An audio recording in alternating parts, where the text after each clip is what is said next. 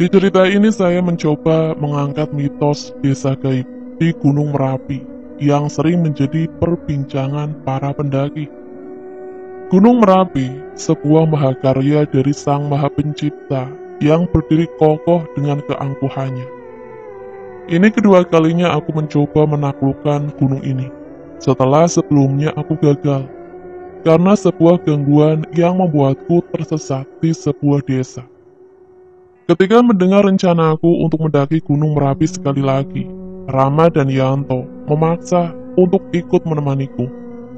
Mereka merasa bertanggung jawab membawaku ke puncak gunung ini. Danan, nih pegang. Sebuah HP dan handphone satelit diserahkan oleh Rama kepadaku. Apa toh ini? Niat banget kalian? Tanyaku yang sedikit heran. Sudah pegang aja, kamu kan sensitif. Jadi kalau amit-amit terjadi apa-apa, kita nggak akan kehilangan kamu lagi. Lihat nih, aku sama Rama juga pegang. Ucap Rama meyakinkanku. Wah, perhatian banget kalian. Tenang aja, aku udah semakin mendalami ilmu batin. Harusnya kali ini tidak ada halangan yang berarti. Balasku mencoba menenangkan mereka berdua. Iya, kita percaya kok. Tapi dari kejadian dulu, kami belajar. Tidak satupun gunung yang bisa diremehkan. Semudah apapun pendakiannya, kita harus bersiap sesuai prosedur. Jelas Yanto. Kami tidak memperpanjang pembicaraan kami lagi, dan segera melakukan registrasi di pos, dan mulai memasuki jalur pendakian. Terlihat juga beberapa pendaki juga sudah memulai pendakian, mendahului kami. Sepanjang awal pendakian kami membicarakan tentang masa lalu semasa kuliah. Ternyata walaupun sudah berpisah mereka masih sering janjian untuk melakukan pendakian. Namun sudah tidak se-ekstrim dulu. Selangkah demi selangkah kami lalui. Kondisi jalur pendakian Gunung Merapi memang didominasi dengan jalan yang menanjak dan bebatuan. Kami sampai di shelter pertama saat maghrib. Walaupun belum terlalu lelah, kami tetap berhenti untuk menyempatkan waktu untuk beristirahat dan menunaikan kewajiban kami sebagai makhluk ciptaan yang maha kuasa. Matahari mulai terbenam, langit pun mulai terlihat gelap. Kami melanjutkan perjalanan dengan penerangan dari lampu senter. Selama perjalanan tidak ada halangan yang berarti, sampai setelah melewati pos pertama. Rama yang berjalan di depanku terlihat berhenti. Memang dari tadi aku merasa ada yang aneh. Entah mengapa, sepanjang perjalanan terasa sepi. Tidak ada suara jangkrik atau binatang malam maupun pendaki lain. Rama, kenapa berhenti? Tanya Yanto memastikan keadaan Rama di depan. Itu apa Danan?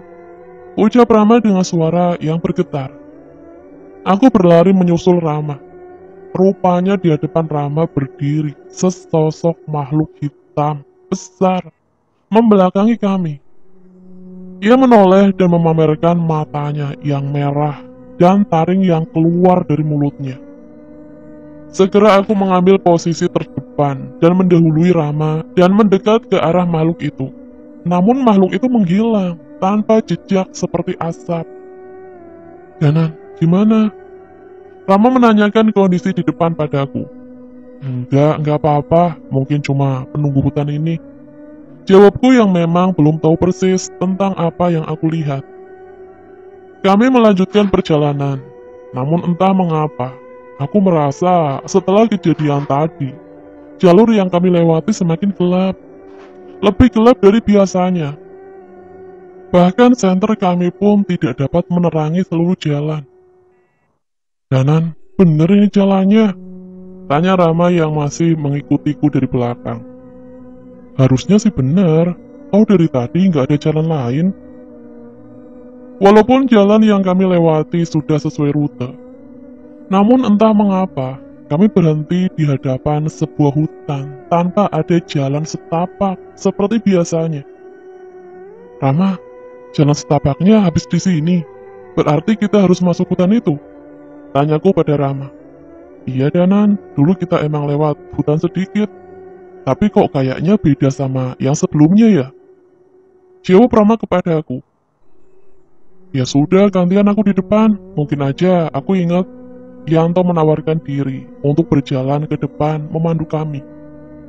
Semenjak memasuki hutan, suasana menjadi sangat berbeda. Cahaya bulan hampir tidak bisa masuk ke hutan ini. Hanya penerangan dari senter kami lah yang membantu kami untuk mencari jalan. Kami berjalan menelusuri gelapnya hutan. Tapi entah mengapa, perjalanan kami terasa lama sekali tanpa ada tanda-tanda ujung dari hutan ini. Danan, kamu nggak merasa ada yang aneh? Tanya Rama padaku. Iya, kita udah jalan lama, tapi kenapa nggak ketemu ujung dari hutan ini ya? Aku setuju dengan Rama. Emang kamu tahu kita diisengin apa enggak? Kali ini Yanto mencoba memastikan padaku. Kalau ada yang iseng, aku pasti sudah sadar. Tapi memang aneh. Di gunung yang biasanya banyak makhluk gaib, di hutan ini malah tidak ada sama sekali. Ceritaku pada kedua temanku itu. Kami menyudahi pembicaraan kami dan mulai berjalan lagi. Entah berapa jam perjalanan, hingga lampu senter kami meredup. Saat diselimuti rasa lelah, kami mulai merasa gelisah. Angin dingin yang berhembus merubah suasana hening ini menjadi semakin mencekam. Api, itu ada api Danan. Ucap Yanto yang melihat sepercik cahaya dari dalam hutan yang masih cukup jauh. Kami merespon ucapan Yanto dan mempercepat langkah kami. Yanto, tunggu! Semakin mendekat dengan nyala api itu. Perlahan aku mencium bau yang cukup aneh. Kenapa Danan? Tanya Rama. Bu Melati, hati-hati. Jawabku dengan singkat. Terlihat mereka memahami maksudku dan mulai melangkah dengan hati-hati. Saat kami sudah mulai dekat, aroma melati itu semakin pekat. Cahaya api yang kami lihat semakin dekat. Namun bukannya berasal dari api unggun. Rupanya api itu berasal dari beberapa batang lilin yang di tengahnya terdapat bunga. Dan kemenyan yang disusun seperti sesajen. Danan, apaan ini? Yanto merasa takut dan terjatuh ke tanah. Ini ritual klinik, berarti seharusnya ada pelakunya di sini. Aku menoleh ke sekeliling, namun hutan ini terlalu gelap. Sebelum sempat menemukan sesuatu, terdengar langkah kaki mendekat dari balik cahaya lilin tersebut. Dari dalam kegelapan terlihat sesosok makhluk kurus, berambut panjang, merayap, menjilati bunga-bunga yang disajikan di sana. Seolah menyadari kehadiran kami, ia menengadahkan kepalanya dan melirik kami dengan matanya yang hitam. Apaan itu Danan? Teriak Yanto yang ketakutan. Demit alas toh, tapi pasti ada yang manggil makhluk itu ke sini. Lebih baik kita pergi. Ucapku pada Yanto. Belum sempat melangkah, terdengar suara seseorang dari belakang makhluk itu. Kalian tidak bisa pergi. Saat ini aku mulai merasakan bahaya. Demit-demit yang aku lihat sepanjang jalan dan bahkan yang memakan sesaji itu belum ada yang membuatku gentar. Namun saat suara itu terdengar, situasi di hutan itu berubah semakin mengerikan. Duh! Suara sebuah benda jatuh di dekat Yanto. Ia menoleh ke arah benda yang jatuh tak jauh dari tempat ia terduduk. Tangannya mencoba meraihnya, namun ia mengenali tekstur yang ia pegang. Penyesalannya sudah terlambat. Saat ini sebuah kepala manusia tergenggam di kepalanya dan mulai menoleh ke arah Yanto. Tolong! Suara itu terdengar dari kepala dengan wajah yang penuh luka yang sudah membusuk. Matanya yang bolong sudah dipenuhi oleh banyak sekali belatung. Danan! Kepala Danan! Ini kepala! Ucap Yanto yang refleks melempar benda itu. Namun rupanya semua tidak berhenti sampai di situ. Yanto menunjuk pada sesuatu di atas pohon dekat kami. Aku melihatnya dan memperhatikan sekeliling. Hutan yang tadi kami lewati dengan hening, kali ini dipenuhi dengan mayat-mayat yang tergantung, terbalik di atas pohon. Tidak hanya satu, namun hampir di seluruh pohon di sini tergantung mayat dengan tubuh yang tidak utuh lagi. Gila, hutan apa ini? Aku berusaha tetap tenang sambil mencoba membacakan ayat-ayat suci dan mantra pelindung untuk melindungi kami dari niat jahat makhluk di sekitar kami. Keluar kamu, tunjukkan wujudmu. Tantangku kepada makhluk yang berbicara tadi. Mukanya menampakkan diri. Bayangan makhluk itu malah melihat menjauh. Tidak perlu, aku sudah mendapat satu. Samar-samar terdengar suara makhluk itu meninggalkan kami. Rama, Rama di mana? Tanyaku pada Yanto yang masih panik. Kami mencari ke sekeliling. Tadi dia di sini, gak jauh dari kita. Kali ini ia semakin panik dan segera menghubungi dengan hati yang ia bawa. Namun tetap tidak ada jawaban. Tak sedikit pun petunjuk keberadaan Rama terlihat di dekat kami. Sebaliknya, mayat-mayat yang tadi tergantung di atas pohon mulai berjatuhan dan merayap ke arah kami. Tolong, tolong. Aku mencoba membacakan doa-doa penenang untuk menenangkan demit wanita yang merayap ke arahku. Namun Yanto terlihat panik. Puluhan mayat mulai merayap ke tubuhnya. Tolong Danan, teriak Yanto. Aku membatalkan niatku dan berdiri menarik Yanto untuk berlari. Namun mayat-mayat itu terus berjatuhan dari atas pohon dan bermunculan dari gelapnya malam. Shh, kesini. Suara seorang wanita terdengar dari salah satu sisi hutan. Kami menoleh. Terlihat seorang perempuan bersembunyi di balik pohon memanggil kami. Tak ada pilihan, kami berlari ke arahnya. Namun sebelum sempat sampai, wanita itu berlari menjauh seolah meminta kami mengikutinya. Benar saja, jalur yang ia tunjukkan sama sekali tidak diganggu oleh makhluk-makhluk itu. Kami berlari dan terus berlari, hingga akhirnya kami sampai di mulut hutan. Kami berhenti, namun terlihat wanita itu terus berlari. Kami mengikuti arah larinya dengan perlahan, dan di sana terlihat sebuah desa kecil. Danan, Yanto, sini. Seseorang memanggil kami. Itu adalah suara Rama. Kami segera menghampirinya dan mengecek keadaannya. Rama, kamu gak apa-apa? Gimana kamu bisa sampai sini? Tanyaku pada Rama. Itu, waktu terpisah dari kalian, aku ketemu mbak itu, dan dia ngajak kita ke sini. Jelas Rama. Kami memperhatikan desa itu. Nampak rumah-rumah kayu zaman dulu mendominasi bangunan di desa ini. Mas, mau ke puncak ya? Tiba-tiba terdengar suara seorang bapak menghampiri kami. Iya pak, bener lewat sini jalurnya pak. Aku menjawab pertanyaan bapak itu. Biasanya jarang ada yang lewat sini, tapi saya juga heran. Kenapa malam ini jadi banyak yang lewat desa ini ya? Bapak itu bertanya kembali. Aku menceritakan semua yang terjadi, termasuk mengenai makhluk yang kami lihat di hutan tadi. Bapak itu hanya mengerutkan dahi, menunjukkan rasa simpatinya. Ya sudah, mas-mas istirahat dulu aja di sini. Bahaya kalau kemalaman. Lagi pula kemungkinan mas-mas juga sudah diincar. Ucap bapak itu.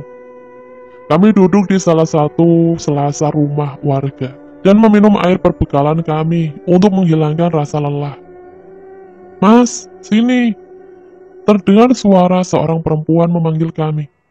Rupanya itu adalah suara perempuan yang memandu kami keluar dari hutan. Mbak, tadi terima kasih ya sudah membantu kami keluar dari hutan. Ucap Rama membuka pembicaraan. Iya mas, nggak apa-apa, udah biasa. Ini Sabtu Kliwon, biasanya para pencari ilmu menjadikan hutan ini untuk mencari tumbal. Jawab perempuan itu. Kami saling menatap. Salah sedikit kamilah yang akan jadi tumbal para pencari ilmu itu. Udah, ayo ke balai desa, tadi habis ada acara. Dan teman-teman masnya juga di sana. Setelah berbicara, wanita itu segera memandu kami menuju balai desa. Benar, di sana terlihat para pendaki yang tadi sudah berjalan mendahului kami. Mereka sedang berbincang dengan beberapa warga desa, sambil menikmati suguhan yang disajikan warga.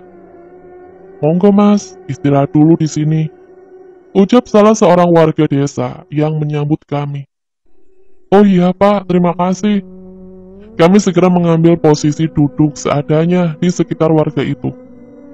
Bu, ini ada tamu, mbok ya disuguhin apa gitu? Perintah orang itu kepada istrinya.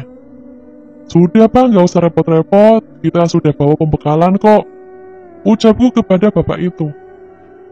Alah, nggak repot kok, tadi juga habis ada acara, banyak makanan yang sisa kok, ucapnya. Kami melihat sekitar, memang terlihat ada panggung dan alat musik tradisional di sana. Seolah selesai mengadakan acara. Mataku berpandangan dengan pendaki yang sudah datang duluan dan mengangguk sekedar memberi salam. Habis ada acara apa toh pak? Tanyaku penasaran. Biasa, pementasan tari. Hampir setahun 2 kali kami mengadakan pementasan ini. Jelas bapak itu. Tidak ada sound system, hanya alat musik tradisional yang usang yang terlihat di sekitar panggung. Aku berjalan-jalan dan memperhatikan panggung dan orang-orang di sekitar balai desa. Monggo dicicipin seadanya. Tiba-tiba istri dari warga desa yang menyambut kami datang dengan membawa sebuah nampan berisi makanan dan teh hangat. Kebetulan stok airku sudah habis, diisi teh hangat cocok nih. Rama segera mengambil kendi berisi teh dan mengisi botolnya. Yang sopan kamu, ucap Rama sambil memukul lengan Yanto yang dengan cepat dihindari oleh Yanto. Ya sudah, dinikmati dulu ya, saya tinggal dulu, ucap warga desa itu. Iya, terima kasih banyak pak, jawabku. Aku menghampiri Rama dan Yanto untuk segera duduk dan memikirkan mengenai kejadian di hutan tadi. Rama dan Yanto masih sibuk membicarakan hal yang tidak penting. Sambil melihat kekonyolan mereka, aku bermaksud memakan suguhan yang disajikan warga tadi. Namun segera itu terhenti oleh seorang wanita yang muncul menghampiri kami. Jangan dimakan, ucap wanita itu dengan menatapku sejenak dan segera pergi meninggalkan kami. Samar-samar aku mengingat wajah wanita itu. Tidak pasti, tapi aku rasa aku pernah melihatnya. Wajah wanita itu sama persis dengan wajah mayat wanita di hutan tadi yang sempat kudoakan. Rama, Yanto, kita pergi dari sini. Kali ini aku yakin ada yang tidak beres juga dengan tempat ini. Kenapa emang Danan? Kita istirahat dulu lah, ngemil dulu sedikit, ucap Rama sambil mencoba mengambil kue yang disuguhkan. Aku segera menepuk tangannya hingga kue itu terjatuh dari tangannya. Udah nurut aja. Kali ini aku memaksa menarik mereka dan mengenakan rangsel kami masing-masing.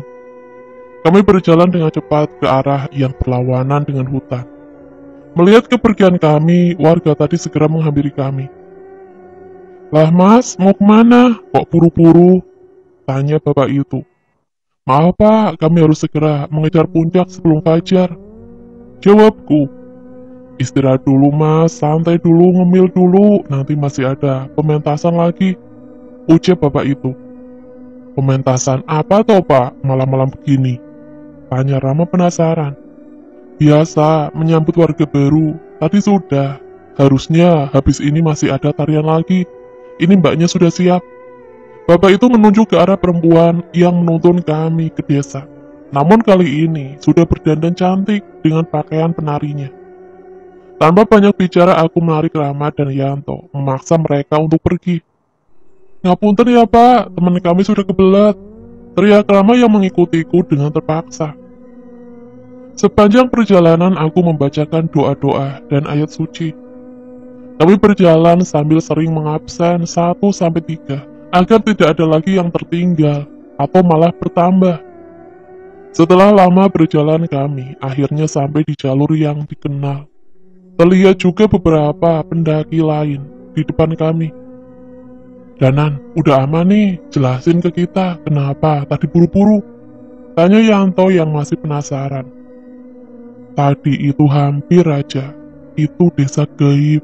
Kalau tadi kalian makan makanan yang disuguhi, bisa-bisa kalian gak bisa keluar dari desa itu. Ceritaku kepada mereka. Yang bener kamu Danan, gak mungkin, tadi aja ada pendaki lain yang bareng kita kan? Protes Rama yang mulai terlihat pucat. Mereka sudah terlanjur makan suguhan warga di sana. Sekarang mereka sudah dianggap warga desa itu. Makanya dibuat penyambutan. Jelasku sekali lagi. Yanto terlihat lebih pucat dari Rama.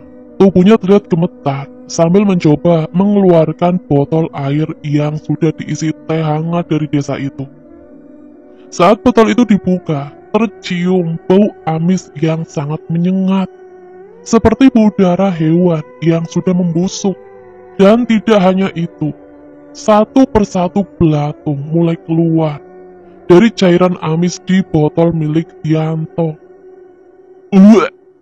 Yanto terlihat tak mampu menahan rasa mualnya. Segera aku menutup hidungku dengan kain dan membantu Yanto membuang cairan itu dan mencuci botolnya dengan tanah dan membacakan doa untuk menghindari makhluk halus yang tergoda dengan minuman dari desa gaib itu.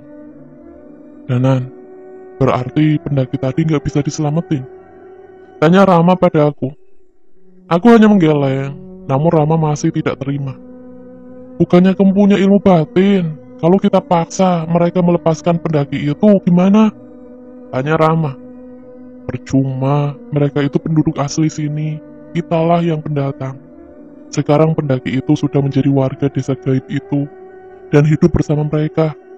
Tidak ada yang bisa ku perbuat, setidaknya dengan kemampuanku saat ini. Aku mencoba menjelaskan kondisinya pada Rama. Berarti seandainya ada orang yang lebih hebat, mereka bisa diselamatkan. Tanya Rama sekali lagi. Mungkin bisa, saat kita turun kita sampaikan kejadian ini pada juru kunci. Seharusnya ia mempunyai wibawa yang cukup untuk meminta pendaki itu kembali. Rama mulai mengerti, dan Yanto pun sudah mulai tenang.